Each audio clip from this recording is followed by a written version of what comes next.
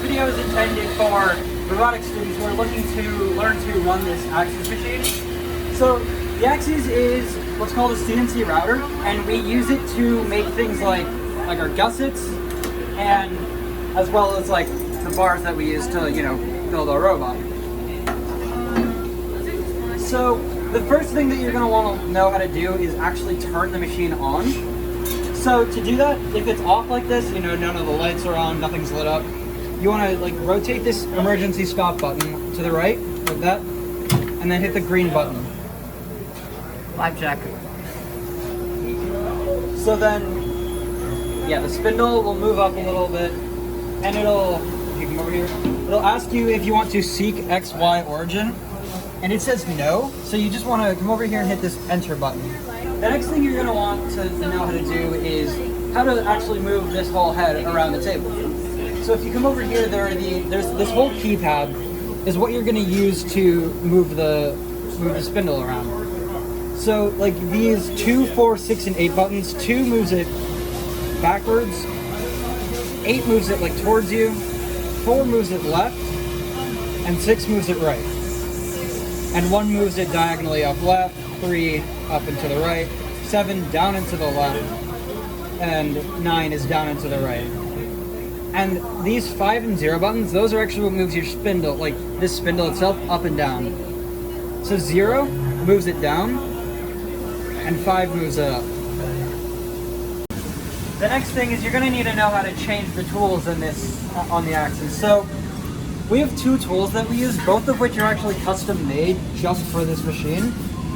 So this one, that is the open end, you want to place that right over here. Like there are these 2 little flat spots.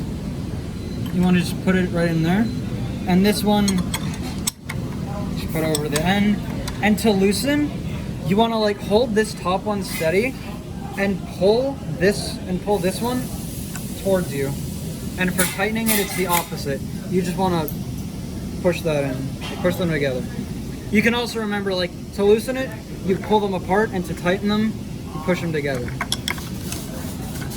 So right now I'm going to switch over to, I want to use this little edge finder, but there's a problem. If I loosen this out, if I loosen this, take this out, it's a problem. It doesn't fit. So what we have to do is we have to change the collet that's currently loaded into the spindle. So if you take this all the way off, you'll see just this. So what you want to do is just like, to take these out, what you do is you just sort of Pull them hard. take them out, yeah.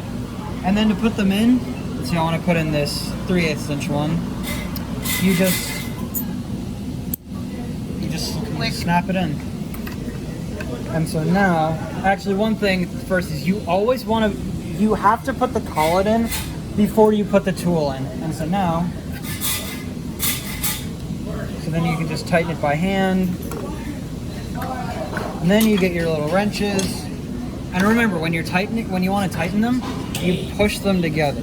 And you don't have to like crank it down as hard as you can. You just want to get it to pretty tight.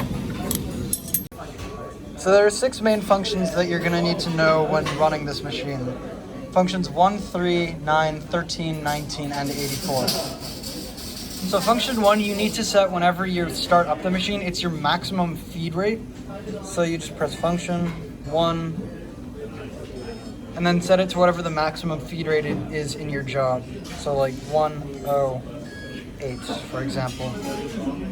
So then function 3, if I move this out of the way.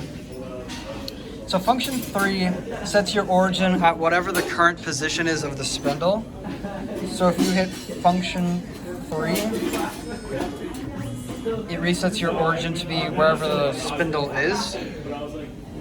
And then function 13, if I move this away. So then function 13 moves the machine back to where that origin was.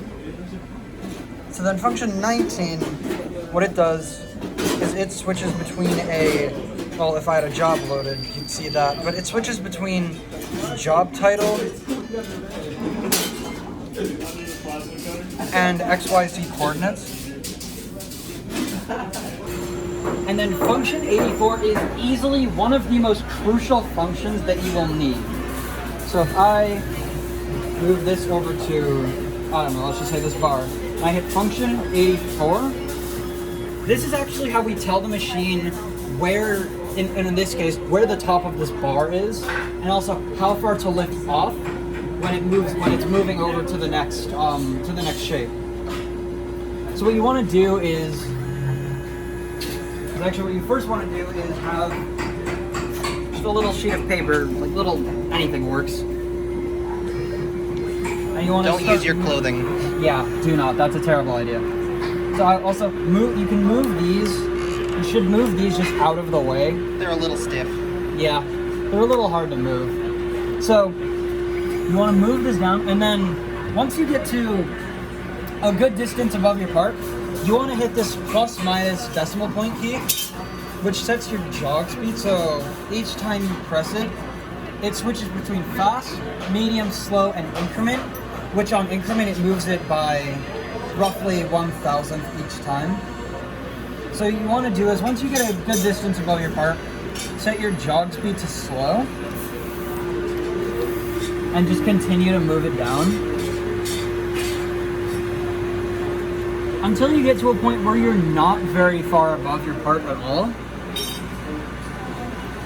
So then you want to switch over to increment and just keep pressing it while you're like moving this little piece of paper back and forth. And once the piece of paper like binds and you can't move it, get to that point. So right there, I can very barely move this piece of paper. I mean, you can rotate it, but can't really move it back and forth.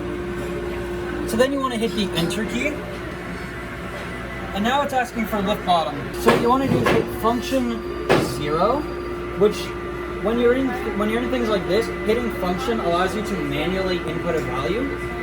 So yeah, you just want to enter 0 there, then hit enter. And now for lift top, what you want to do is enter function and then 0.4. What this will do is each time it moves over to another pocket or hole that you want to drill or another pocket that you want to cut out, it'll move up 0.4 inches or however much you set in here. It's very critical that you don't set this to a negative value. I've never actually tried to see what'll happen, but I would imagine it's not very good. So yeah, then hit enter. And then it moves up. So that's function 84. You need to do this every time you load in new material or each time you change a tool.